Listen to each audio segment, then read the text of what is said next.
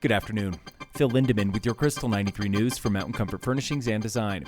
We just had the busiest weekend of summer. Again, more than 139,000 cars traveled I-70 through Summit Friday into Sunday. That's 2% more than last weekend, 2% slower than last year.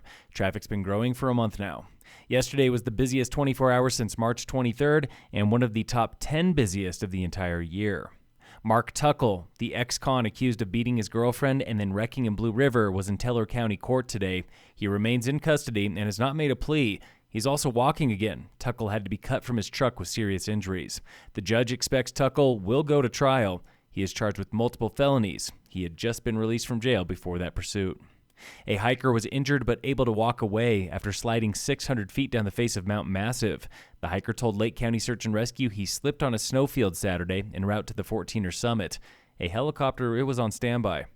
June primaries are stoking the flames for election season, but not here in Summit. There is only one contested local primary, the District 2 Republican nominee for county commissioner. It's between local attorney Bob Cottrell and a write-in candidate.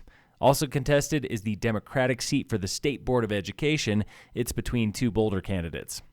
But then there's the money race. Tamara Pogue has raised the most for a county commissioner candidate here in Summit, $7,700. She spent about $3,400. Republican challenger Al Bacher in Breckenridge has raised $700 and spent $100. No one else is fundraising yet.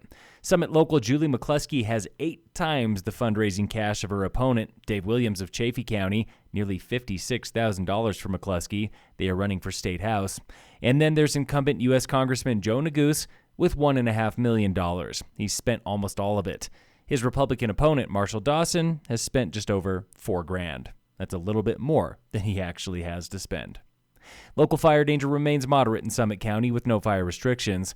Remember that backyard fire pits need a permit all year long. Contact your local fire department for a permit. They're free.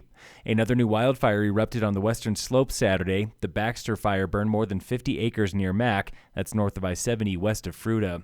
Nearby on the Utah border, the Rabbit Valley fire from last week is now fully contained after scorching 1,500 acres. In sports, this just in from Keystone Resort, the 2025 National Brotherhood of Snow Sports Summit is coming to Keystone, February of next year. More than 55 black ski clubs are bringing thousands of members to the summit.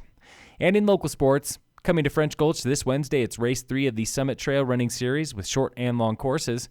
Sign up at racebrec.com. Phil Lindemann, Krystal 93 News.